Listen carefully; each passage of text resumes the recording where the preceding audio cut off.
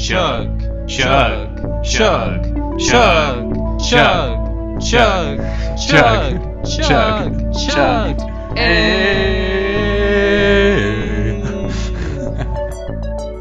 Hello, and welcome back to the Wizard Staff. I'm your host, Guy.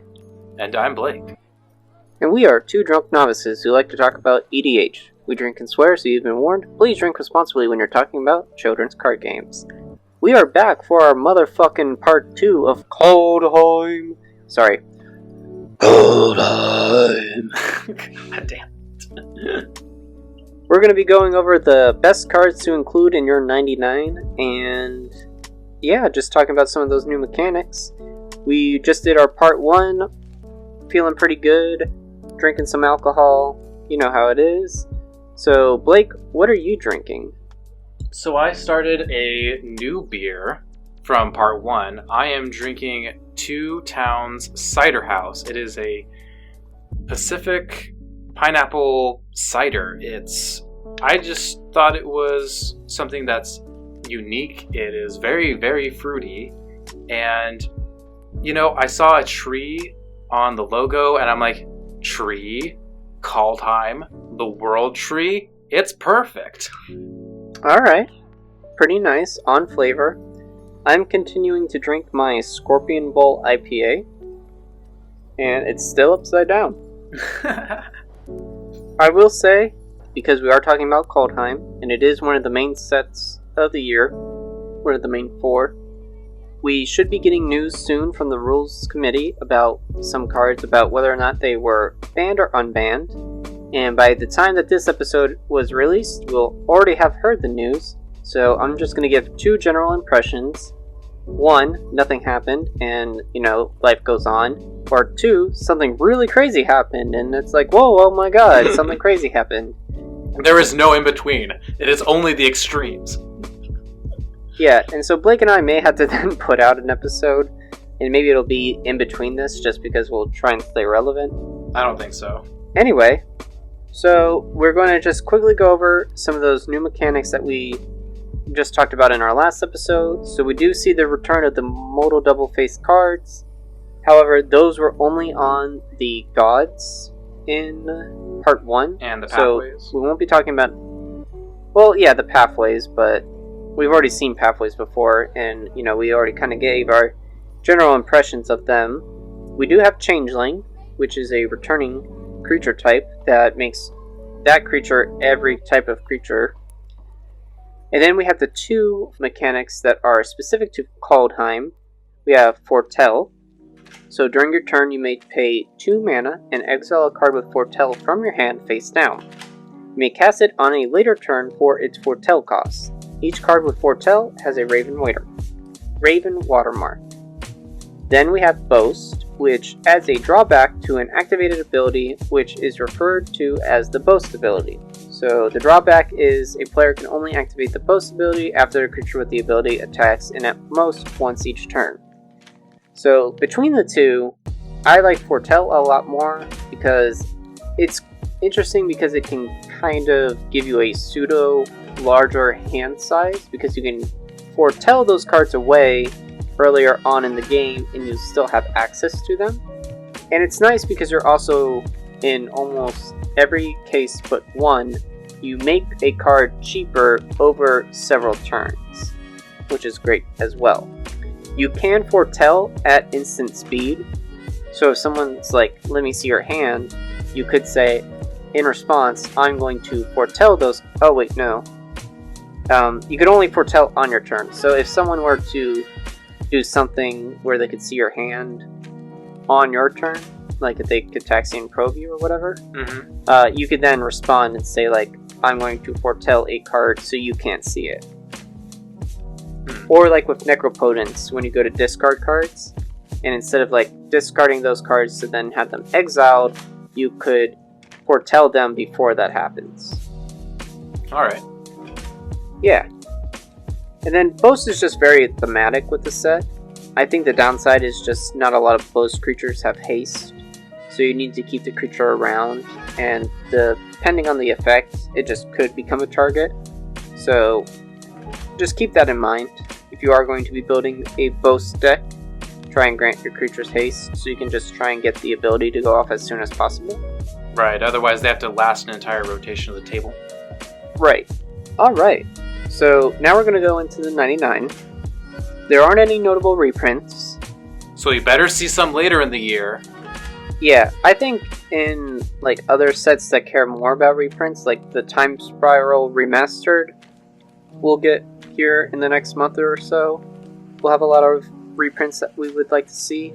Mm-hmm. In terms of cycles, we have quite a few cycles. So we do have Snow Basics. They have a new frame and new artwork. I think each land type has 2 different arts, so that's pretty cool. And again, the more access we have to snow, the more likely we're going to see it being played. Mm-hmm. We did get dual snowlands, but not like the original snowlands, because these will enter the battlefield tapped. But they are still fetchable, and are snow permanents, so it is relevant. So I think if you're on a budget, these are actually nice. Yeah, because you can always, if you don't have any kind of like reactive play, you can always like include these in your deck, and then if you have like a fetch land or something, crack it, get this snow fetch land to enter the battlefield right before your untap step, so it's like not really doing you any bad. Yeah, I'd say like worth it in most cases. Alright, and then we did have 10 realm lands, as Blake likes to call them. I don't know what to call them. I think that's like the best name for them, considering each one of them is by name associated with each realm. So I'm just calling them realm lands. I'm sure there's some other name for them. No, I think that's a pretty good name. They all enter the battlefield tapped. They all have a first tap ability. There's 2 for each color, where it'll just add like a white mana, a blue mana, a red mana, whatever. And then you have the 10 pairings, so you would then have like some kind of like mana cost, like for example Axguard Armory, which is 1 red, white, tap, and then you sacrifice it, and then you get some kind of ability. Right. But they're all mediocre, so we're not really going to talk about any of them. Yeah. We do see the introduction of Runes, which is an enchantment type that will draw a card on ETB and can enchant a creature or artifact. Well, they can enchant any permanent, but if they're a creature or equipment, then those cards get like a keyword, or they grant a keyword. Honestly, like none of them are really worth talking about, but they are kind of interesting in terms of design. Now, we do have the return of Sagas again. We did get to see this return back last year with Theros. And what's cool this time, though, is all the Sagas that we are seeing are multicolor. Right. Yeah. So there's 20 of them. We're only going to talk about 2, and we're just going to talk about them now. And I'll do the first one. So, Showdown of the Scalds, 2 red, white. So as this enters the battlefield, and after your draw step, you would then add a lore counter, and then you sacrifice after the 3rd effect's gone off. So, exile the top 4 cards of your library. This is the first effect. Until the end of your next turn, you may play those cards. Then for step 2 and step 3, whenever you cast a spell this turn, put a +1/+1 counter on target creature you control. So there is a card called Concentrate, which is a 2 blue card that draws 3 cards. So for the same amount of mana, you exile 4 cards, and you can play them up until the next turn, which is something that Red's been able to do in its impulsive draw. So in a way, this is pretty good card advantage for Boros, which is definitely worth thinking about including into most Boros decks, because that's something that has been kind of one of their weaknesses since the beginning of time. Since the dawn of time, since the creation of man, Boros has never known card advantage. Yeah. I mean, Blake, you have a Boros deck. Don't you think you would want to include this? Perhaps. Like, I don't know, like, if they just keep printing more and more wheels, I might just go with wheels. But if they don't, if they're like, oh, we can't possibly print more wheels, then yeah, I might just have to go with Showdown of Scalds. Okay. All right. And then our other saga we have is King Narfi's Betrayal. 1 blue, black. Again, it's a saga. So, lore counter 1. Each player mills 4 cards. Then you may exile a creature or planeswalker card from each graveyard. 2 and 3. Until end of turn, you may cast spells from among cards exiled with King of Narfi's Betrayal. And you may spend mana as though it were mana of any color to cast those spells. Guy, do you want to take a minute to explain exactly how this card works? Because that was a big confusion when I first read it. Sure. And I'm going to do the best here because I am drunk. So, it ETBs, and each player, including yourself, mills 4 cards. So at the very least, there's 4 cards in everyone's graveyard if no other card was put into the graveyard early. So, among those graveyards now, you get to exile a creature or a planeswalker card from each of the graveyards. So, at most, you can then exile up to 4 cards. Then, for the next 2 turns, you could cast one of those creatures or planeswalkers from exile and spend mana as though it were mana of any color to cast those spells. So, kind of nice. It's a way of, again, it's another good impulsive draw, or just having like card advantage without it being direct, just drawing cards. I think it's okay. For mill decks, it seems kind of relevant. I gotta be honest, every time I look at the art, I think like it's like Thanos' chin. And I'm just like, I'm so distracted. You know, you're not wrong to think that. Alright, so next we have the Mythic cycle, which I believe is the last cycle we're going to talk about before we talk about individual cards. So again, we're going to go in Wooburg order: white, blue, black, red, green, multicolor, then colorless. So we have the white mythic, Starhelm Unleashed, 2 white sorcery. Create a 4/4 white angel warrior creature token with flying and vigilance. If this spell was foretold, create X of those creature tokens instead. And then the foretell is XX white. What do you think, Guy? This is a slightly better Decree of Justice, in my opinion. I am getting a little tired of how white mythics are just creating 4/4 angels, but at least this one can just be tucked away and grows at a better exponential rate. So, in a way, it's still better than Decree of Justice, because I think that was like XX2 white to cycle. It's very similar. Yeah, I guess like that would draw you a card, but I don't know. I think that's just like a low kind of low. I guess that is like one benefit to that, but I think more times you would rather want to play this. And I think this card you would only want to foretell. I don't think that this is particularly good otherwise.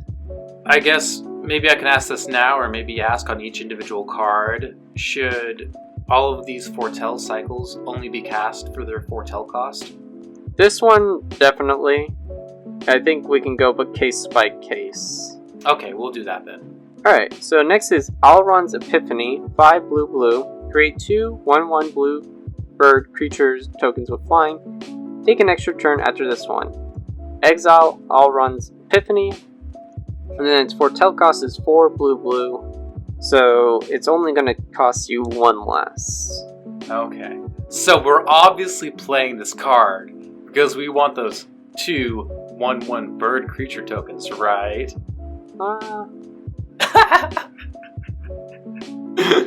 No, okay, I'm just joking with you. Because, like, this is just another extra turn spell. So, like, all those extra turn decks are very happy. And I'm glad that this one exiles itself, because some of the most powerful extra turn effects are ones that either go to the grave, where they're easily recurable, or they shuffle themselves back into the library, which actually isn't much of a downside and can very easily be like searched out and like cast again and again and do infinite extra turns. So I'm glad that this one exiles itself, because I hope after like Nexus of Fate had to be banned in like Pioneer and Historic, like Wizards of the Coast has like learned their lesson to like always make sure their extra turn spells exile themselves. I don't know, maybe I just am expecting too much from Wizards. Maybe they're not going to do that. Who knows? No, I think that's a fair call out. And this one in particular, because it exiles itself, I don't think it's going to see too much play. I do think that this will be a budget friendly, because I can't see this costing that much, a budget friendly extra turn spell, because a lot of times like Time Warp or Temporal Manipulation, some of the better ones, do still cost you like kind of a pretty penny. So this one at least I can expect to be costing a little less. Yeah, I agree that it will monetarily like be more affordable than other extra turn spells because it's less powerful. However, I do think it will see a decent amount of play in extra turn decks because they really want a critical mass of extra turn spells, and they just want like as many as possible to like be as consistent as possible. That being said, you know, if you've played Commander for any amount of time, extra turn decks are generally not very popular. Personally speaking, they're one of my least favorite decks to play against because they often just take like 20-minute turns and just kind of feel like they're wasting my time. That being said, I have played against extra turn decks that I did not get annoyed by because they basically like demonstrated that they could take like 20 extra turns in a single turn that they made all those copies. So like there is some wiggle room, just kind of be cautious. Yeah, I think that's fair. So I do think that this one doesn't have a huge upside or downside to whether or not you're going to cast it from being foretold or from your hand. So this one, like if you, I guess, just foretell it, you're only saving 1 mana. Doesn't seem like a huge upside to me. Yeah. Let's move on. We have Haunting Voyage, 4 black sorcery. Choose a creature type. Return up to 2 creature cards of that type from your graveyard to the battlefield. If this spell was foretold, return all creature cards of that type from your graveyard to the battlefield instead. And then its foretell cost is 5 black. So it is even more to foretell it than to just cast it. That's a little bit different. Yes, it is the only foretell card that costs more to be foretold. And so in thinking about like how much this costs, this would cost you 2 to foretell it, and then 5 to be foretold. So in total it's 7 black. So it is quite a hefty cost. I do think that this is pretty good in tribal heavy decks where you're going to want to get as many cards out of the graveyard of one creature type as possible. However, this does seem like a case by case kind of thing where you just kind of have to read the situation of when you want to cast this. Because if you think about like your typical reanimation spell, 4 black to get 2 creatures back isn't the best deal, but 5 black once it's foretold, that seems better if you are getting, I'd say, it's probably worth it if you get like 5 creatures back. Right. Yeah, this one, I don't know. It's like this one is also okay.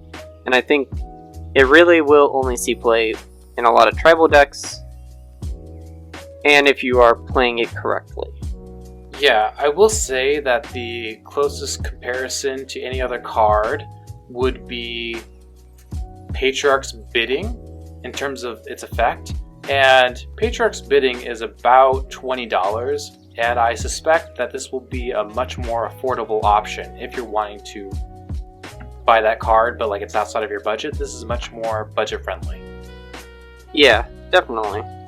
Alright, now we're going to talk about one of my favorite cards, Quakebringer.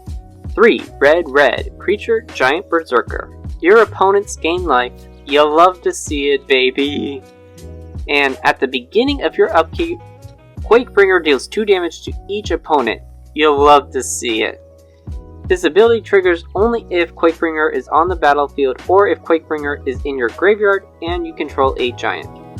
Then its foretell cost is 2 red, 5/4. Just to quickly mention, Haunting Voyage, since it's so specific to tribal heavy decks and the situation, I don't know if it's worth it to cast it as is or if it's being foretold. I think in more times you're actually going to want to just cast it to get the 2 creatures instead, because it's just so hard to kind of like evaluate whether or not you are going to get all the creatures back from your graveyard. So, because you have to have kind of like a setup for that. So that's my opinion. But now Quakebringer. So this is like a mini Peripheros, which I'm already in love with, because you can't gain life, which is very relevant to my deck specifically, because I don't want you to gain life. You're dealing 2 damage to your opponents if this is on the field, which is relevant, because you're always just trying to deal more damage. It is a little confusing because it will trigger if there is a giant on the field and this is in the graveyard, but otherwise it will only trigger if this is on the field.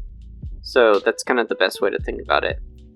Though honestly, I'm a little disappointed that, kind of like all Runs Epiphany, this card is only 1 less when you foretell it. Though I guess like, if this were in my opening hand, I'd be really tempted to just try to like foretell this earlier. Yeah, it'll be interesting to kind of like play around with this card. I like it because, again, your opponents can't gain life. It's kind of relevant in that way.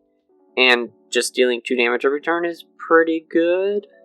Yeah, I think in my specific scenario, I like it a lot, but I don't think like, you know, this will be like a red staple by any means. Okay, like it's a more of a niche card, but for you personally, you really like it because you can like maybe put it in your Peripheral Stick? Yes. Okay, so for me, like this is like the key line of text on this card is the fact that it says your opponents can't gain life, which there's only about a dozen cards that have that effect, so it's nice for that reason. Well, there's about a dozen cards that say you can't gain life, but there's even less cards where it's like your opponents gain life. Because this, and it doesn't matter to me so much that I'm trying to gain life, but yeah, that is an important distinction, is that it's just specifically your opponents can't gain life. Okay, that is true. Okay, I hadn't really thought about that. Okay. It doesn't matter in my situation, but I think in other situations it would matter. Okay. I am kind of curious because like the last time we kind of got this kind of effect, it was where like your opponents couldn't gain life and it dealt a little bit of damage to your opponents, was I believe Roiling Vortex, which was in our Zendikar Rising set review, and I'm just kind of curious how you feel about Quakebringer versus Roiling Vortex for your Peripheral deck. Well, if I had to pick between the two, I think I would actually pick Roiling Vortex over this. Mainly because it is a cheaper card, and I can turn the can't gain life on and off whenever I want. Mm-hmm. And it deals 5 damage when people are cheating cards into play, which is actually kind of relevant in Commander. But for consistency's sake, because I think the biggest downside to the Peripheral Stick is that players are trying to gain life. I am just trying to run, I think I run every single mono red card that says can't gain life, except for Witch Hunt. I just found that that's like a little too slow for me, being at 5 mana. But this being at 5 mana and a creature, so it'll ETB, trigger, Peripheros, and it also deals damage on itself, is a little more relevant to each of my opponents. So I like it. Right, I was wondering about that. And being able to foretell it is also important. No, I like this. I'm gonna include this it could be an easy cut just because it costs more and like the foretell probably won't be that relevant. And I don't run any giant tribal synergies. That's fine. And it's probably not like it is fine, but like if I had more giants like this, like maybe if there are more giants that are being printed over time, this card will just become more relevant to me. But right now, that giant part where it's like deal 2 damage if this is in the graveyard, just I don't care. This next card, I know, Guy, you and I have been alternating between reading cards, but I feel like you have much stronger opinions about this next card, so why don't you read it? Oh. Well, okay. It's Battle Mammoth, and it's 3 green, creature, elephant, trample. Whenever a permanent you control becomes the target of a spell or an ability an opponent controls, you may draw a card. And its foretell cost is 2 green. And it's a 6/5. I don't like this just because I feel like the ability to draw a card when a permanent you control becomes the target of a spell doesn't feel like it is a green ability, because green should be drawing cards when it's relevant to like creature's power and toughness, because it already has so many ways of getting more lands into play and just drawing cards in general. So it feels weird to me, and I know that we've seen this on other effects before, but I don't know, like I want this effect to be like, I hate to say it, but I want it to be shifted into white just because I think it's like a taxing kind of effect, where if a card you control is about to be targeted by something, you want to then draw a card to at least incentivize people to say like whether or not you want that to be targeted. So, I don't know. I don't think Battle Mammoth though is going to see much play in EDH, so it's just not relevant to talk about as much. But from a design perspective, you still want to talk about it. Yeah. I don't think it'll see much play in EDH. I was just disappointed in general, and since we're just talking about the Mythic Foretell in general, it's just worth noting. So to clarify, would you feel more comfortable with this card if it said whenever a creature you control becomes the target of spell or ability your opponent controls, draw a card? If it's because it's... Maybe. Just because green's drawing is often tied to creature's power. Like, there are cards where it's like, if you control a creature with power 4 or more, draw a card. Or whenever a creature with power 4 or more enters the battlefield, draw a card. So, those are the ways that green is often drawing, like, directly drawing cards. Or, there are cards like, you know, your Cultivate or Kodama's Reach, which go get you specific lands that are already tutoring and getting you ahead of the curve that way. So I don't know. Battle Mammoth just seems weird. I'm sure it will be more relevant in other formats, but that we're not a podcast about other formats. We're a podcast about Quakebringer. Since its ability is basically half of Leovold, Emissary of Trest, which is banned, like this card clearly needs to be banned, right? Well, I mean, yeah. Like, if we could just ban it, sure. Like, no, stop it. Someone's gonna take you seriously. Oh. Alright, let's talk about, you know, the 99 cards. Let's get into some monocolor. Let's start with white. We're done with the cycle now. We're actually going to talk about white cards. Alright! Search for Glory. 2 and a white. Snow Sorcery. Search your library for a snow permanent card, a legendary card, or a saga card. Reveal it, put it into your hand, then shuffle your library. You gain 1 life for each snow mana spent to cast this spell. So, I need to talk about this card. So here's the deal. If you want access to an important snow, legendary, or saga card every game, then run this card. If you don't run this card. It's that simple. Don't overthink it.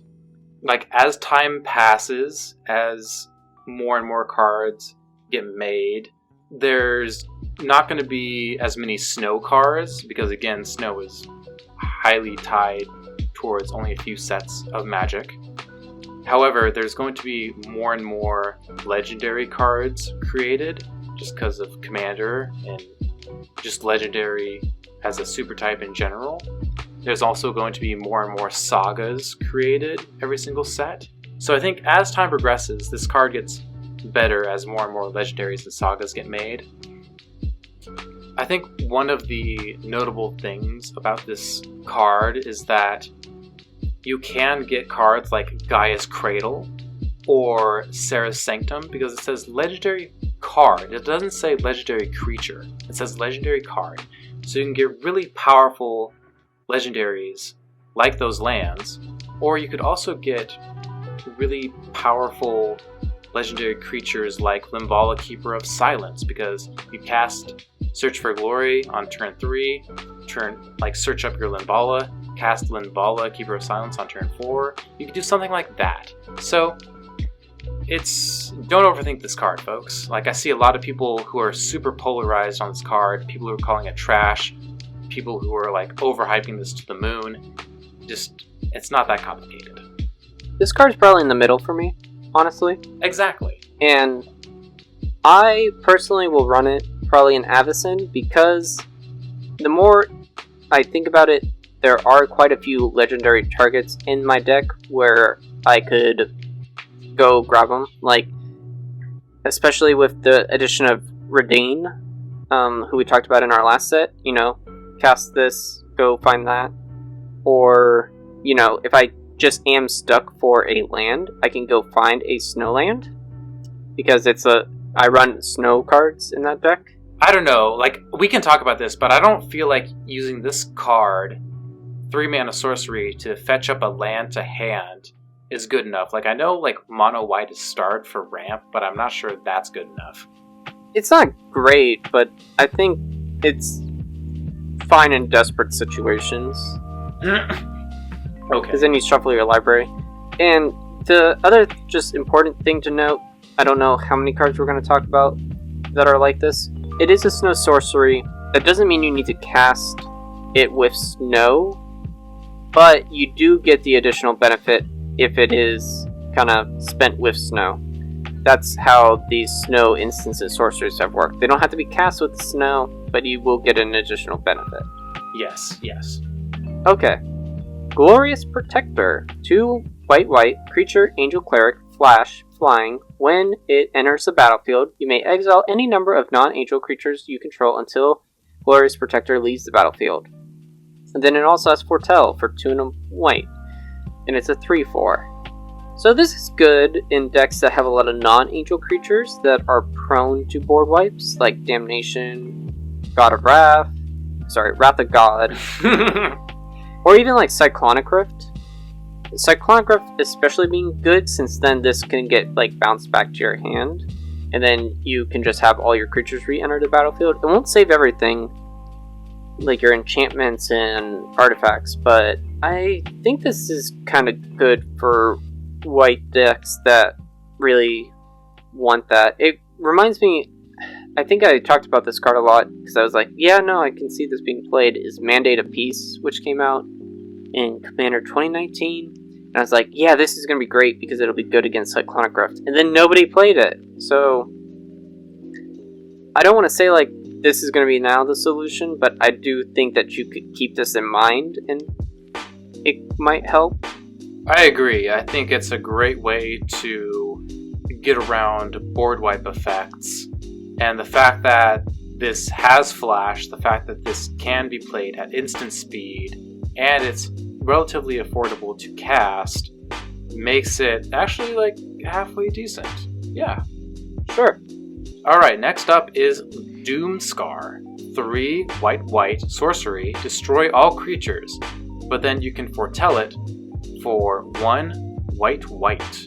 So there's been a little bit of discussion around this card, actually a fair amount of discussion around this card, because you can on turn 2 foretell it, and then turn 3 cast it and destroy all creatures, and that's in comparison to Wrath of God, which is kind of like the benchmark for all board wipe effects, which is just a 4 CMC destroy all creatures. And Guy, as someone who's played much more mono white than I have, I'm kind of curious what your opinion is of this card. Trash. I don't like it. Really? You asked me before the podcast, and I've gotten to think about it a little. I don't think the foretelling is really that great, because like that's kind of like, you know, the one upside to this is that you can foretell it for later. I think Wrath of God is just your best Wrath effect in general, and this isn't really going to replace that. I think the way to make Wraths just better in general for mono white would be to make them at instant speed, but Oh god. that's also like tricky because I think that's like really powerful. Yeah, I can't imagine them ever doing that, to be honest. I'm sorry, guy. I can't imagine WotC ever making an instant speed Wrath. Yeah, and we actually got Shatter the Sky last year, which wasn't instant speed, but I guess, yeah. did allow you to draw a card.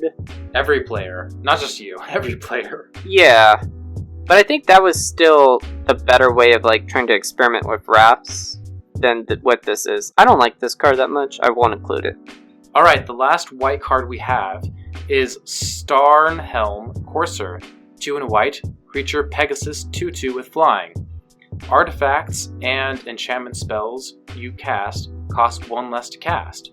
So, this is nice, particularly in artifact combo decks, because reducing the cost of your artifacts is actually pretty relevant. We're starting to gain a critical mass of them, including Cloud Key, Ethereum Sculptor, Foundry Inspector, Jor's Familiar, and now this. Less important so is the fact that this does synergize with enchantment decks. Like, so far we've had Herald of the Pantheon and Starfield Mystic, which have just made your enchantment spells cost 1 less, and now we also have this card. So, again, cycling back, I think just there's so many artifact combos that this aids that I think that's where this card will really shine. I think you care about this a lot more for those reasons, but this card I was just kind of like meh on. I know white does though care a lot about artifact enchantments, and so this is kind of nice where it's not ramping you, but it is kind of making them cost less. So that's cool, but overall I do think it's not going to be like a mono white staple in any means. I mean, in a way, you can think of cost reduction as a form of ramp. Would you agree? No, I agree with that. It's just being so specific, I guess, to artifact and enchantments, like, it's okay. Okay. Alright, next we have Raven Form, which is 2 and a blue, sorcery. Exile target artifact or creature. Its controller creates a 1/1 blue bird creature token with flying. And then its foretell cost is blue. So, this is weird because it's exiling target artifact or creature, which has often been something that we have seen a lot in white. It is a sorcery, so it's not nearly as good as like some of those other like creature removals. But I think it's weird. Yeah, for like 4 days, the internet was kind of like blowing up about this card, about the fact that blue typically does not have the ability to exile target artifact. Like, people are asking, like, is this just now going to become a mono blue staple? The fact that mono blue can't exile artifacts or get rid of them, is this now just a staple? Sort of like how Feed the Swarm became a staple for mono black decks. People were kind of asking that question a lot, and Mark Rosewater, the lead designer at Wizards of the Coast, has said that this card does not set a precedent. We are likely not going to see this kind of effect in future sets. So this was just kind of one of those cards that made everyone panic for like 4 days, and then it quickly died down.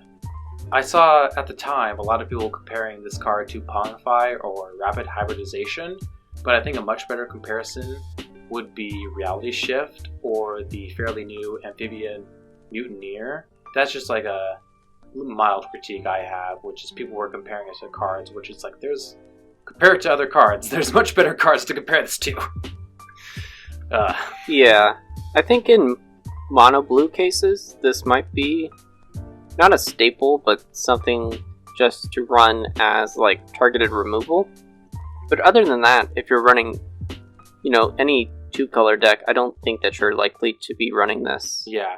In my opinion, I don't actually think mono blue decks are going to run this because, again, it's 3 CMC and it's sorcery speed. Like, until we get like something that's like instant speed and costs less mana, I don't think mono blue decks are actually going to play this. And I think that might be a long time since Morrow said we're not going to get this every set. Alright, what's next? Ooh, I'm excited about this next card. It is Mystic Reflection. It is 1 and a blue instant. Choose target non-legendary creature.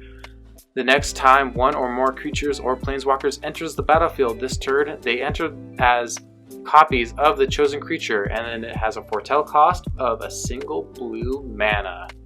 Wow. So this is one of those cards, one of the few cards that CEDH players are actually talking about, because it can copy Dockside Extortionist, which is just probably one of the most busted cards, and it can turn your opponent's commander into a relatively useless creature permanently. Like, say they go to cast their commander, you can cast Mystic Reflection while their commander's still in the stack, and you can target, say, something useless like a mana dork or a token of some kind, and you can make their commander enter as one of those useless things, right? Mm-hmm. Yeah. So that's really good because we're the commander format, and anything that like stops someone's commander is usually pretty decent.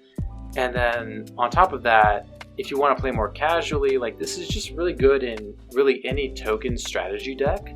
Like, I think the best example is like Avenger of Zendikar. Just this card really, really synergizes with Avenger of Zendikar, where like every single token you make off of Avenger becomes another Avenger, and it just gets really stupid really quick. Right? For sure. And I mean, in those decks, you're already playing 2 colors. The more and more I think about this card, we've often talked about how there's like the floor and the ceilings of cards. The floor and the ceiling of this card just seems so close to each other. Yeah. Well, for me, like, the floor is like not even like that much of a floor. It's like your high, I guess, is, getting the Avenger or Zendikar thing to go off, but like the floor is, because it's just so low of a CMC, you could tuck this away at any time to then, target someone's commander later on and then be like, alright, that's done. So, yeah. It's really easy to hold up a single blue mana. It really is. It really is. No, I think this is definitely going to be something that we see a lot of play in like mono blue. Yeah, I'm gonna buy this. I don't know about you, I'm gonna buy this card. Oh, I'm gonna buy it too. Alright, this next one, including, just to give like a shout out to my friend Jesse, because he loves it quite a lot, it's the Icebreaker Kraken. It's 10 blue, it's a snow creature Kraken, costs 1 less to cast for each snow land you control. When it enters the battlefield, artifacts and creatures target opponent controls don't untap during that player's next turn. And then, return 3 snowlands you control to their owner's hands. Return Icebreaker Kraken to its owner's hand. And it's an 8/8. So it's just kind of silly, because it's pretty good if you're running this in the right decks where you're going to be blinking it a lot. Like the new Thassa, which is basically another Conjurer's Closet. So those kind of decks, or like Brago, I think. Because it's just kind of a way of like keeping your opponent from doing that much. So let me ask you guys, is your friend Jesse planning to run all snow basics in his mono blue deck and just hopefully cast this for like 5 mana?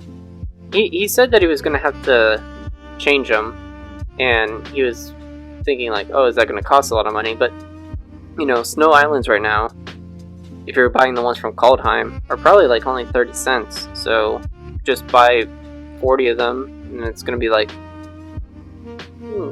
not like a ton of money, but at least like $13, $14. So, not bad. Real quick side note, I think that's kind of been a major topic point about this set, is the fact that there's not really any downside to running snow basic lands, and that's kind of generally perceived as a negative thing because there's just fewer arts. It kind of restricts creativity, and that mono white commander we talked about earlier isn't necessarily enough to like make it so that people don't play their snow basic lands. Do you have anything to add to that? No, but that is just good to know, because we did talk about how since these are going to be more accessible, we'll likely see more play of snow lands, and I think if you can, just do it. And for anyone who plays Commander, it's like the only decks that really play snow-covered basics are like monocolor decks. You don't really see them in 2 or 3 or 4 or 5 color decks. Like you might see a few in like 2 color decks if they're running like Tainted Pact, but like besides that, it's mostly all like monocolor decks, right? Yeah, but Tainted Pact 2 is very specific because it's like you have to run cards of a single name for the most part, so they only include those because it's a better way of like just making sure your mana base is consistent enough without then having to run into the problem of like tap lands. So you know, you get 2 forests, one's a normal forest and one's a snow covered forest.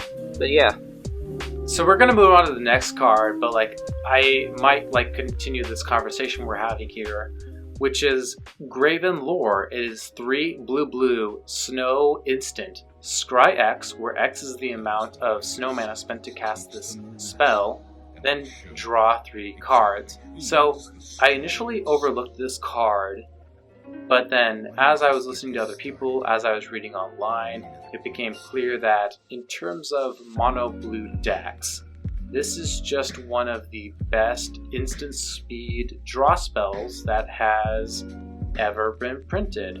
And so now, at minimum, mono blue decks are really incentivized to run snow covered basics in order to run this card. What do you think about that? yeah, I like how we're coming up with more reasons now to just run snow cards, because really the only reason why we were doing it originally was because of the extra planar lens kind of combo, which surprisingly enough hasn't also like spiked dramatically. It's still sitting around like $30, which is what it's been at for a while. Wait, it's 30? Last time I checked it was 15. Holy shit. That was like a few years ago though.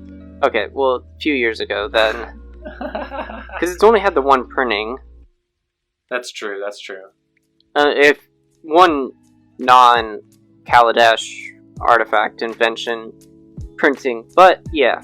No, Graven Lore though is pretty good in this kind of scenario. Yeah, there really is no reason not to run, I guess, snows in your monocolor decks just for like these small advantages. I was just kind of interested in that conversation. Okay. We can move on to black spells for the 99. Alright, so our first one is Dream Devourer, which is 1 in a black creature, demon cleric. Each non-land card in your hand without Foretell has Foretell. Its Foretell cost is equal to its mana cost reduced by 2. Whenever you foretell a card, Dream Devourer gets +2/+0 until end of turn. So, to mention, the second ability, whenever you foretell a card, that means whenever you're paying the 2, foretell the card. So it's not when you then cast the card from Exile, just to clarify. And I do think that it's kind of interesting that black is the color that's getting the ability to give all your cards foretell. It kind of makes sense, I guess, if you think about it, when you have cards like Praetor's Grasp, Gonti, and the newest Opposition Agent, where you're casting the cards from Exile. Does it? I was also pretty confused. Like, I can imagine you're a Wizard of the Coast employee, and you come into the office and you're told, like, hey, some card in this set needs to be able to give every other card foretold. Which color do we put it in? And I'm not sure I really have a good answer. I would have either said black or red, and I think, we gave red the ability to give every card escape last year, which seems much more red, so it's fine that this is giving all the cards foretell. I don't think it'll see intense amounts of play. I just think that, again, the ability to foretell cards when you're going to be drawing lots of cards and then being able to cast them later for reduced mana cost is pretty important. And even if this leaves the field, you can then still cast those cards that were foretelled. Oh, you can? From the foretell. Yes, I read about that in the rules interactions, because I was like really concerned then, like, oh, why would I then foretell a bunch of cards and if this leaves the field? So that's good to know. So like, just as an example, like if you foretell Expropriate, since it's 7 blue, you foretell for 2, and then it'll cost 5 blue when you want to cast it from Exile. Honestly, like, you know, you and I, we do these set reviews, but like most of the time they introduce a new mechanic and they're not really relevant to Commander. And I'm not saying like foretell is super duper important to Commander, but like of all the ones I've been introduced to over the last like year or two, like foretell is like it might show up every once in a while, right? Probably. Maybe. Okay. Alright, why don't you talk about the next card? Alright, our next card is Eradicator Valkyrie, 2 black, creature, angel, berserker, 4/3, with flying, lifelink, and hexproof from planeswalkers. It also has boast for 1 and a black, sacrifice a creature, each opponent sacrifices a creature or planeswalker. So this is basically a repeatable Fleshbag Marauder effect.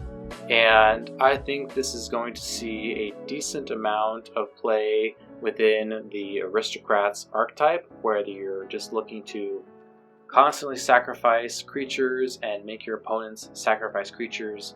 Make it so like all of your opponents have no creatures that can never have creatures, and then you just kill them. I agree, Blake. This will definitely see a lot of play in those kind of decks where you're trying to just get your opponents to sack a bunch of stuff. I'm curious to know what about this made it want to have the hexproof from Planeswalkers.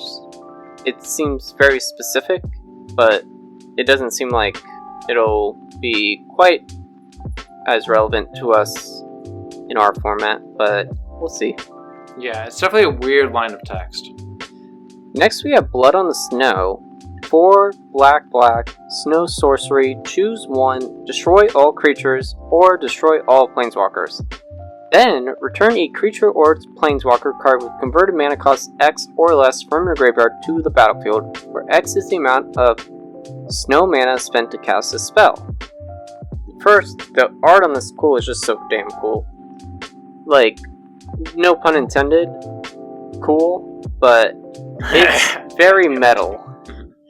It's quite metal, like, geez. It reminds me a lot of Dead of Winter, which is a card we saw in Modern Horizons.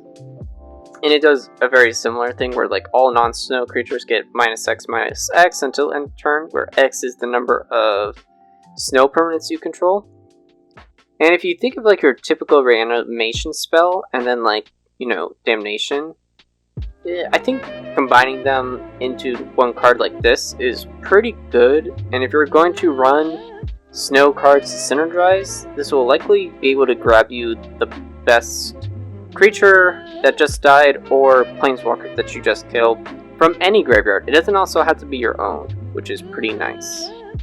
So if I'm reading this card correctly, you can only reanimate a creature that is 6 CMC or less, because you can only put up to 6 mana into this spell, correct? Correct, but I still think that you're going to have quite a few targets that you could get from that. Yeah, I agree with that. Alright, the next card we have is Burning Rune Demon. 4 black, creature, demon, berserker, 6/6, with flying, obviously. Whenever it enters the battlefield, you may search your library for exactly 2 cards not named Burning Rune Demon that have different names. If you do, reveal those cards. An opponent chooses one of them, put the chosen card into your hand and the other into your graveyard, then shuffle your library. So, complicated text. Basically, it is another Rune-scarred demon, but instead of searching for one card, you search for 2 cards with different names. And ideally, you're playing Commander where, like, the card you search for, you're playing redundant effects. So, like, the 2 cards you get are basically the same card, and you're forced to be given what you want. This is a card that's really relevant specifically for Kaalia Commander decks, because it's a demon. And the reason I really wanted to talk about this card was because I remember when I first started Commander, and it was like within the first month, and I found Rune-scarred demon. And I was like, wow, I can't remember how much Rune-scarred demon is. I think it's like 7 mana or something, and it's like 7 mana to like tutor from my deck, and also I get like a big body. Wow, this is like the best Magic has to offer, and I love it. And then it wasn't until like later that I'm like, oh wow, Demonic Tutor exists, where I only have to pay like 1 and a black to tutor my library. Holy shit. And I don't know, I just think back to those days when I think Rune-scarred demon was like the best tutor in Commander, and I just it humbles me to think about how far I've come. Well, that's great, Blake. Alright, next we're going to move on into red. And we got a spicy card here. It is Tybalt's Trickery, which is 1 in a red. Instant, counter target spell. That's a hard target, mind you. Choose 1, 2, or 3 at random. Its controller mills that many cards, and exiles cards from the top of their library until they exile a non-land card with a different name than that spell. They may cast that card without paying its mana cost. Then they put the exiled cards on the bottom of their library in a random order. Oh my god. Now, this is great. Well, okay. The thing about this is, I think this is great in a lot of decks that don't run blue, because it is a hard counter, and you can kind of think of it like delay, where delay like doesn't necessarily counter, it just suspends the card. But then that card may not be relevant in 3 turns, so it's kind of like you countered it. Where if you are countering something to have someone else then play a different card that they might not have cared about, it's still kind of getting you that benefit. Right. So there's a lot to be said about this card. I agree with you, like, wow, this card is incredible. Up until now, the only counter spells we've had in red have been like Red Elemental Blast and Pyroblast, but those have only countered specifically blue spells. But this, like you said, counters any target spell. So it's like arguably better. I do want to give a quick shout out to our friend Graven over on the CDH cast, who loves this card because he can now counter Silence in his Corvold deck. There has been a little bit of concern about whether or not this card is a break in the color pie, because, you know, red doesn't usually counter spells, right? But, you know, if red is ever going to counter a spell, like, it seems very fitting. Like, they've been moving these polymorph effects from blue into red, and that's really what this card does. It, like, counters whatever spell the person is casting and then polymorphs it, right? Mm-hmm. I think the thing about this and moving the counter into red is it's not like a counter be done with it kind of thing. It's a counter, but you could potentially get the risk of someone getting something better out of it. Like, the funny example that I've seen from, like, Rebel, who was a CDH brewer, was like, oh yeah, I'll use this to cast to counter the Ad Nauseam, but then the person gets to cast, like, Peer into the Abyss. So it's like, oh, yeah, okay, that wasn't really too great for me. But it definitely seems into Red's flavor of, like, impulsiveness and gambling. And I think that's what makes it fine. Like, I would just hope we could see more counters in white into the future. That's a different topic. Don't need to delve too much into that right now. We can move on. Well, I do want to say one more thing about this card, which is I've seen a lot of people confused about the fact that this mills cards, because historically, milling cards is an effect that's only been in blue, right? And black. Okay, blue and black. Why are you milling cards in red? I'm confused. Do you want to explain? You're trying to get around that top deck manipulation that players might have, where oftentimes the most that they can manipulate the top of their deck is 3. So without going through some hoops or hurdles. So you want to try and get the most benefit out of getting them to mill cards that they would purposely want to then try and cast. Or if you want to use this on yourself and you're just oh, I'm just going to counter my Llanowar Elves because then I know the next card that I'm going to flip over is going to be I don't know, Peer into the Abyss for some example. They're trying to get around that. Yeah, just to avoid a majority of top deck manipulation cards so that you can't abuse it yourself. Mm-hmm. We can move on to the next card, which is Goldspan Dragon, 3 red, creature dragon, 4/4 with flying and haste. Whenever Goldspan Dragon attacks or becomes the target of a spell, create a treasure token. And then, treasures you control have tap, sacrifice this artifact, add 2 mana of any one color. So, what this dragon does is it basically doubles your treasures output. Instead of usually making 1 mana, your treasures will now make 2 mana. So, if your opponent targets this dragon to kill it with a kill spell, for example, it will instantaneously make a treasure, and then that treasure will tap for 2 mana. So hypothetically, you could then crack the treasure to cast Counterspell to save this dragon. And that's just one example of some really tricky things you can do. So you can be tapped out and you can still make 2 mana of a single color and do some really tricky things. It doesn't have to be your opponent who targets this dragon, it can also be yourself. So you could target it with a card like Expedite, and then draw a card. You make the mana off of Expedite to pay for Expedite, and then draw a card, and then just if you have a critical mass of Expedite effects, you could just draw through your entire library. Although, let's be real, unless you're a Zada Hedron Grinder deck, you're probably not doing that. But maybe that's 7 or 9 years in the future.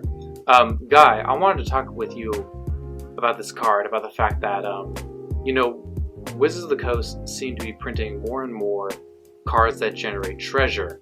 And I kind of wanted to have a discussion with you as to whether or not you thought, as time moves forward, as more and more cards are created that make treasure, does this card become better and actually super relevant because it is 5 CMC, or does this always remain viewed as a win more kind of card?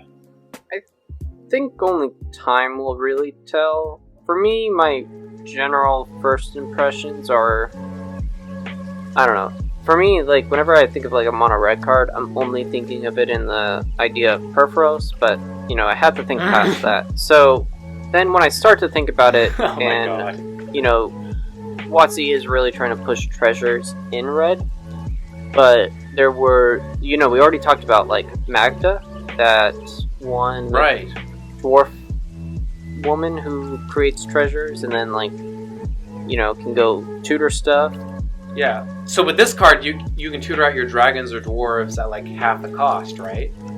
Yeah, and also there was the other dragon that really cared about treasures as well last year. I think in Course at 2021.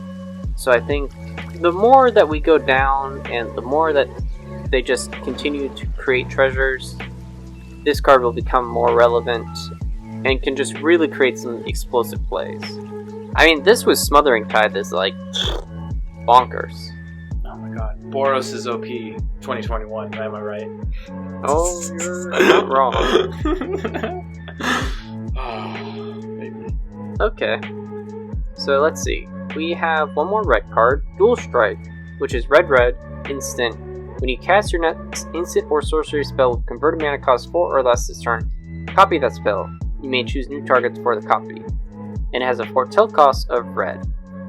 So the most obvious comparison is Fork, which has been spiking in price recently. So if you don't have a Fork, maybe try and pick one up soon. Because it's now sitting around $20, I believe, which is crazy. But the main difference between this and Fork, just for your reference, is that Fork does not create another spell that goes onto the stack. So if someone counters your target that you are using to Fork, then both Fork and that card will fizzle. So let's say you are using Fork to copy, I don't know, like Tybalt's Trickery. It's just the one we just talked about. Hypothetically. Yeah, sure. Hypothetically. And so, let's say you use Fork to cast Tybalt's Trickery. So now there's 2 Tybalt's Trickeries, but if you counter the first Tybalt's Trickery, the target for Fork fizzles, and then Fork fizzles as well, so you can't get the benefit. Now, if you use Dual Strike, you can copy Tybalt's Trickery, and then this will create another one that'll go onto the stack. And so now it doesn't matter whether or not your opponent will counter the first one, you will still get your second one. And I think that's important to note, and why this card is like somewhat more relevant than Fork. So they have their benefits. Right. I think like they each have their ups and downs, but like I don't know, as I play Commander more and more, I'm realizing just how many good and powerful instants and sorceries there are that are 4 CMC or less. So as time progresses, I feel like this card just gets more and more powerful, especially considering if you have foretold it and you only need to foretell it for a single red mana. Yeah. Alright, we're going to move into our last color, which is green. Alright, we have Tyvar Kell. It is one of the new planeswalkers that has been introduced to the canon. So he is 2 green, legendary planeswalker Tyvar. And he has a static ability that says elves you control have tap, add black to your mana pool. And he comes in with 3 loyalty, I'll just say that at the beginning. So 4 mana, 3 loyalty. +1. Put a +1/+1 counter on up to 1 target elf. Untap it. It gains Death Touch until end of turn. 0. Create a 1/1 green elf warrior creature token. -6. You get an emblem with whenever you cast an elf spell, it gains haste until end of turn, and you draw 2 cards. So, the stacked ability basically turns all of your elves into Elves of Deep Shadow, but you don't have to take 1 damage every time they tap, so it's even better. And then he just does generic elf synergy kind of stuff. The emblem, the -6, is pretty good. It's kind of like a glimpse of nature effect, but even better because you're drawing 2 cards per every elf spell you cast. This is the kind of card I, personally speaking, like to see where it's like, it's a really powerful card, but only in a very specific strategy. This one in particular being Elf Tribal. Guy, what do you think? Yeah, in the decks that want to run this, like your Elf decks, this card's pretty good. And I think, not that like Elf decks are probably running a bunch of doubling season-like effects, but like, you know, you get your ultimate to go off pretty quickly with that, in case that's relevant to you. But yeah. Alright, so this next card is called In Search of Greatness. It is green, enchantment. At the beginning of your upkeep, you may cast a permanent spell from your hand with converted mana cost equal to 1+ the highest converted mana cost among other permanents you control without paying its mana cost if you don't scry 1. So that's kind of a confusing paragraph of text. Let me just break it down for you. I just need to talk about this card because I think a lot of players are only seeing this in the best case scenario and not viewing this from like the average scenario. So they're like in magical Christmas land, and like this card on its fundamentals is trying to cheat things into play, but it has a whole lot of restrictions. So you have to wait a full turn cycle until your next upkeep to like actually cheat something into play. The permanent has to be exactly 1 plus the highest CMC permanent you control. Like, I think that's the real crux of this card, is the fact that it's not 1 CMC or less. It's the fact that this has to be specifically 1 CMC higher than the permanents you control. And then, so that's really difficult in the first place. And the fact that, like, In Search of Greatness says other permanents you control. So it doesn't even see itself. So, like, you can't just, like, turn 1, play a mana dork. Turn 2, cast In Search of Greatness. Turn 3, like, cast a 3-drop. Because, like, turn 3, it doesn't even see itself. It doesn't see itself as a 2-drop. You have to, like, at best you're gonna get a 2-drop from your elf, right? So it's not even that great. And so I hear a lot of people being like, okay, worst case scenario, you're at least scrying 1 every turn. And I'm like, yeah, you are scrying 1 every turn. That's really painfully mediocre. Like, unless you're playing like really, really casually, like scrying 1 every turn is just like painfully mediocre. Like, I think this is only good in specific decks. Like maybe like Xenagos, God of Revels, where like the deck is used to casting Xenagos and then it's used to like curving out creature after creature after creature, or like maybe Anima. But like after that, there's not many decks that want this card. This card is a trap. Please do not play this card. That being said, if I ever meet you in person and you play In Search of Greatness and you put 3 creatures in a row off of In Search of Greatness, I will buy you 5 beers, okay? I think that's the highest I've ever gone, okay? Does that make sense? That's how much I think this card, like, I love enchantments, but this card is bad. Do not play this card. I like how we included the clause, Blake will buy you a beer, into this episode. It seems like it's becoming pretty standard, and I hope when the pandemic's over, Blake, you just go into financial debt and have to buy everyone a beer because of these things that you're saying. I'm not promising that. Yeah. Dude, this pandemic's gonna be over, and then, like, Command Fest is gonna happen, and, like, then everyone's gonna flood me and be like, yo, I'm gonna play all these weird cards and, like, beat you with them, and now you owe us, like, 18 beers. I'm like, okay, that's fine. Let's talk about it. Let's have fun. Yeah, it's gonna be like a loan shark, where, you know, they come and they, like, try and beat you up, and they be like, where's my beer? No. I hope people play this card, but then realize how bad it is, and then stop playing this card. I hope you learned your lesson. That's all I'm going to say.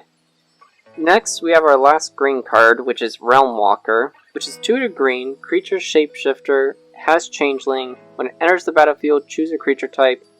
You may look at the top card of your library anytime, and you may cast creature spells of the chosen type from the top of your library. I thought this was fine in just, you know, tribal heavy decks, because it is pretty low CMC and it gives you that kind of like Oracle of Moldiah thing where you can then play the top card if it is, you know, of the card that you want to play. But in general, like, you know, it's fine. I remember we just recently got Conspicuous Snoop, and like at least Snoop enabled certain types of combos because there's just been so many good goblins printed over the years. But with Realm Walker, yes, it's good, but it doesn't actually lead to any sort of like combo win. It's just sort of like generic good synergy amongst tribal decks that have green in their commander color identity. Yeah? Yeah. This is, I guess, like a generic, okay, conspicuous snoops for decks. I don't know. It's just fine. I think it'll see some play in those kind of decks that could run green. Okay. Alright, we got our 2 planeswalkers that we're going to talk about. I'm going to talk about this one because I like it a lot, and Blake got to talk about 2 cards in a row, so I'm going to take this. We have Kaya, the Inexorable. 3 white-black, legendary planeswalker Kaya.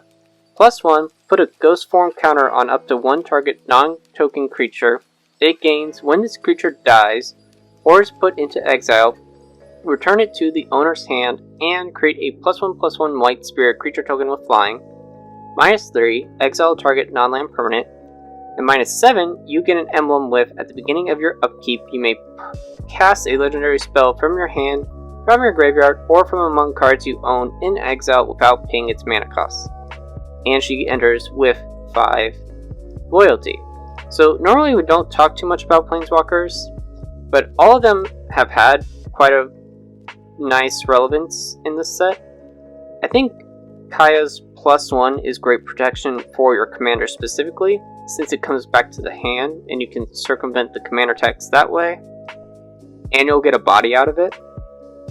It only takes 3 turns to get to the ultimate, and in a Planeswalker Super Friends deck, that won't be too hard, and then she could stick around.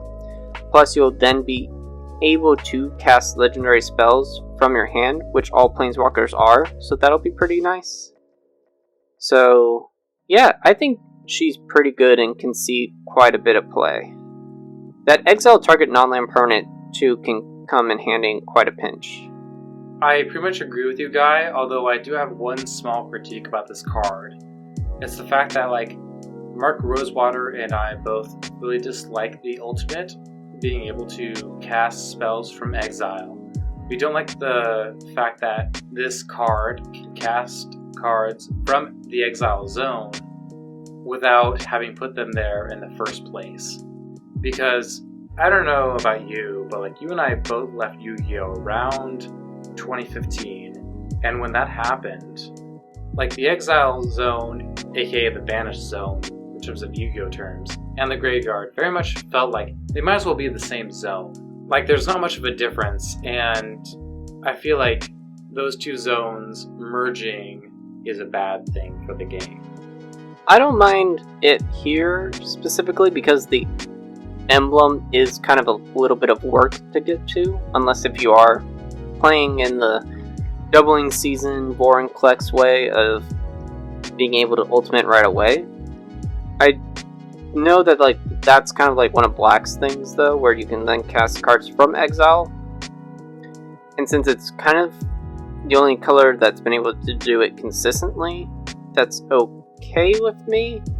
But I would not want to see this kind of ability being pushed into many other colors, at least. Alright, we'll talk about the next Planeswalker, Nico Eris. They cost X, white, blue, blue, legendary Planeswalker Nico, and they have 3 loyalty. Whenever Nico enters the battlefield, create X shard tokens. They're enchantments with 2 sacrifice this enchantment, scry 1, then draw a card. And then they have some loyalty abilities. And so up to 1 target creature you control can't be blocked this turn. Whenever that creature deals damage this turn, return it to its owner's hand. -1, Nico Eris deals 2 damage to target tapped creature for each card you've drawn this turn. And then -1, create a shard token. I think the 2 most noteworthy things is first, non-binary Planeswalker, where it is relevant to their story and character. It's not just like they're doing that for the sake of like, hey, look what we did. They're making it relevant. And the X is great because you don't need to dump mana when you cast Nico, But if you do, you get a bunch of enchantment tokens, which are great for those enchantress effects that Blake loves. And then they synergize very well with the -1, where you can then likely kill any target. And then, because ETB Enchantress effects will... Shards enter, Enchantress will then draw you a bunch of cards. You do the -1, deals 2 damage to target tapped creature for each card you draw on.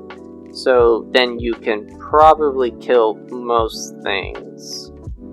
Alright, so I like this card on some dimensions, but like in terms of like actually playing this card, it is similar to like Nissa Steward of Elements in the terms of like it enters the battlefield based on how much X mana you spend to cast it.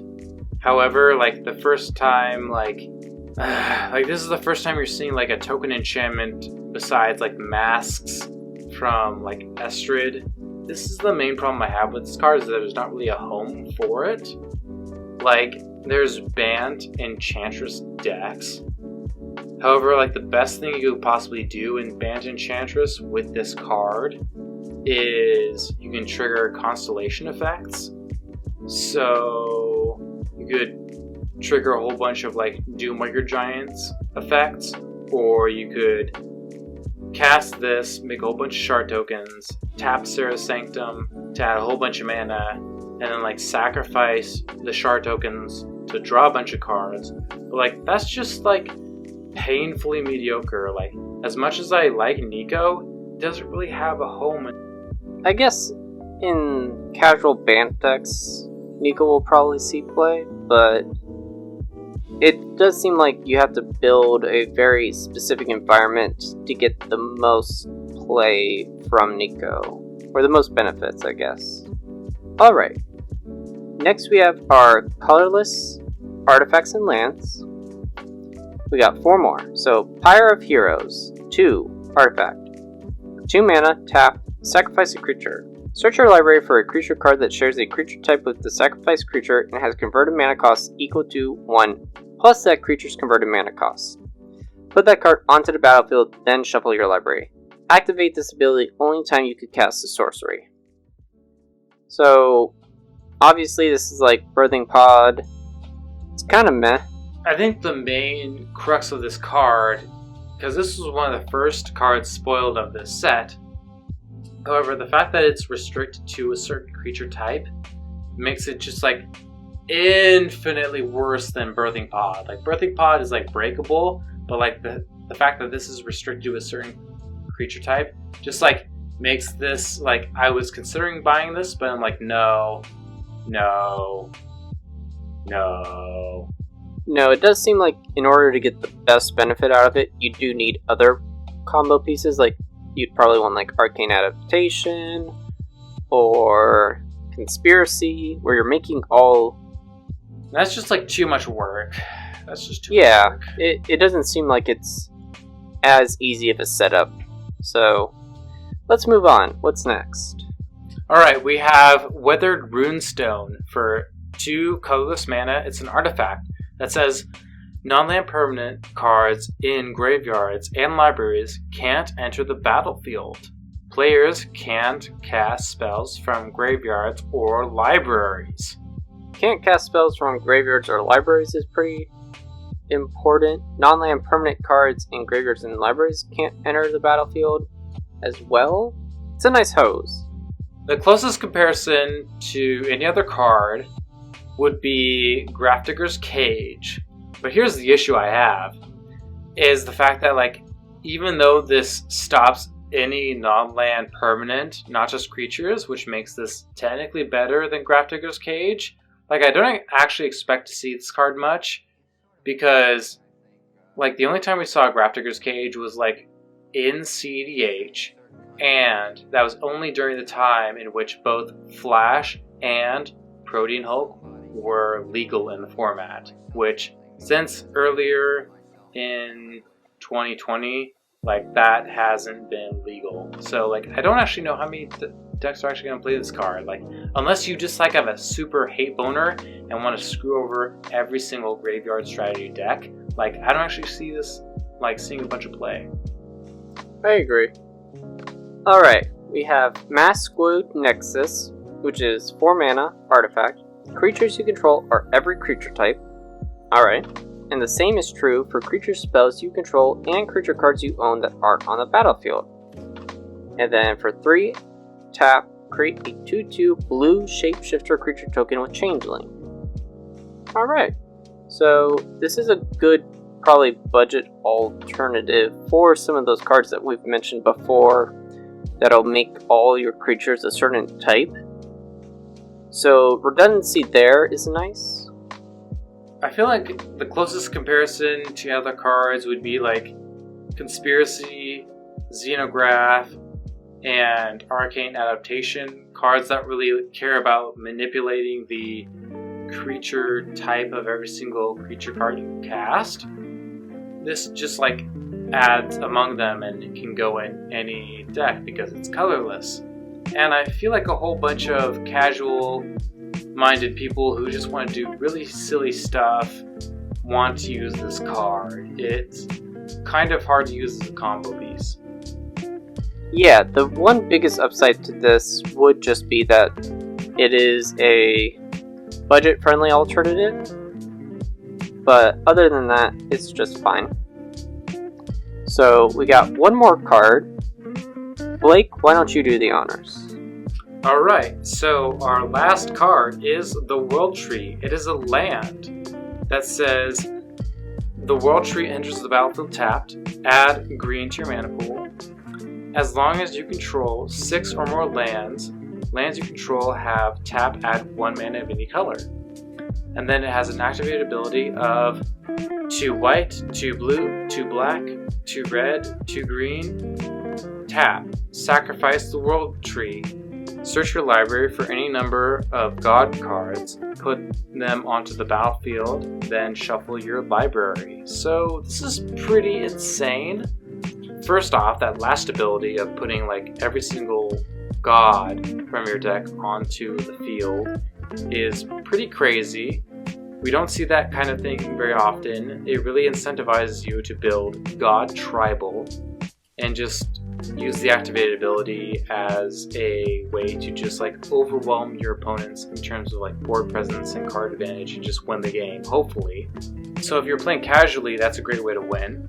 Otherwise, like, people may disagree with me on this, but like I actually feel like the best thing about this card is the fact that it says as long as you control 6 or more lands you control have add 1 mana of any color.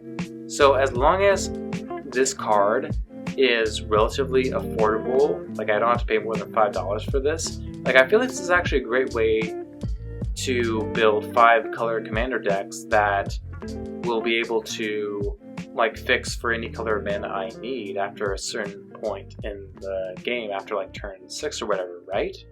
No, I totally agree, because it's also nice that it says 6 or more lands. Lands you control. It's not now just excluding you to basics as well. So it's just making all your lands have that generic tap for any one color.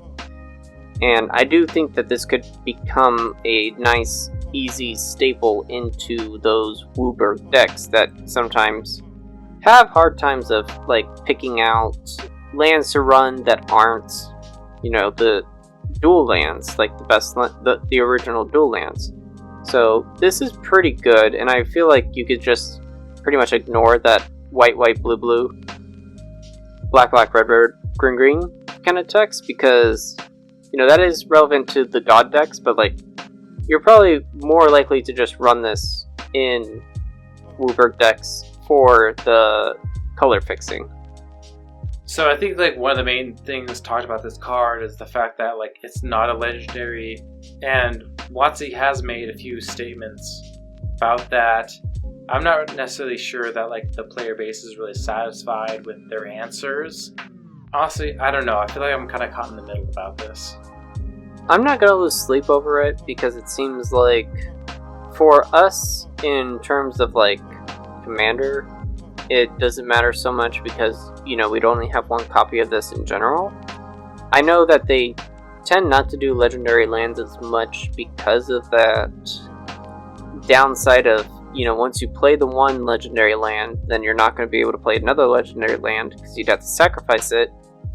Their reasoning seems to be like kind of like pick and choose for what is legendary when it comes to those kind of cards. Because I remember there being like an issue with another card that was or was not legendary, and they had like the opposite reason for like why then this isn't legendary, so it's weird. I'm not gonna lose sleep about it, like I said. Doesn't matter to me, but it is just like, whatever. It's good for us, though. Yeah, I think like the one last comment I have to say about this card is the fact that like all God tribal decks, which have existed for a while, people have tried to put them into various 5-color decks, like now all of a sudden Golos is going to be the best God commander deck because Golos is going to enter the battlefield, he's going to search up the world tree, then maybe 1 or 2 or 3 turns later, you're going to tap the world tree and get out every single god you have from your deck onto the battlefield. And I'm kind of sad about that because it is going to homogenize the format to a certain extent. That is a good point. Alright, so we've gone over all the cards that we think are relevant for the 99 at least. So, what do we think the best new 99 card is? Well, for me, I think Mystic Reflection is just the best card in terms of like its highs and lows. You can really use it however you want, and it being such a low mana cost, it's going to have very little downside to you. Tybalt's Trickery is also very good because of it being a hard counter, and again, it's just versatile because you can use it on yourself as well. I will say that probably won't see as much play in like decks that aren't running blue because your options of counter spells are just going to be much better. But if you need the protection, I would recommend this card.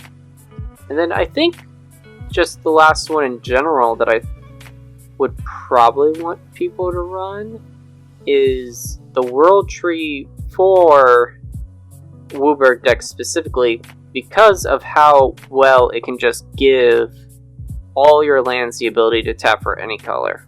I think that that's going to actually be a lot more relevant. Like if it costs less than $5, like maybe consider buying it. Yeah, I would just pick one up now just to be safe in case of like, we get down the road in a year and, it spikes kind of like how the Great Henge has recently spiked and is now it's like a $50 card. Yeah. In terms of the best 99 guy, I feel like you and I are in the same boat. Like, for me, personally, Tybalt's Trickery is one of the best cards because it's something that gives mono red an ability it never has had access to, being able to counter a target spell. And even decks outside of mono red but don't have access to blue, I know I've argued with a few of our friends over Discourse, but like I really would advise them to just like play this card. Yes, it risks the polymorph effect, but like most of the time, it's going to be beneficial for you, and it's worth running. Yeah, I agree. Alright, any final thoughts you have? I think that the payoff for waiting so long for a Viking-themed set really shows. They definitely tried to cram as much as they could into this, and I hope that we see a return to this set so we can explore even more. It seems like it has a lot to offer because of all the different realms there are. There's the gods, the modal double face cards are pretty relevant here.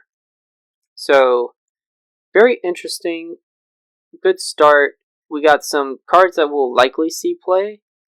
I mean, last year, if we compare it, I guess, to Theros, we had 2 of the strongest cards to just come off right off the bat.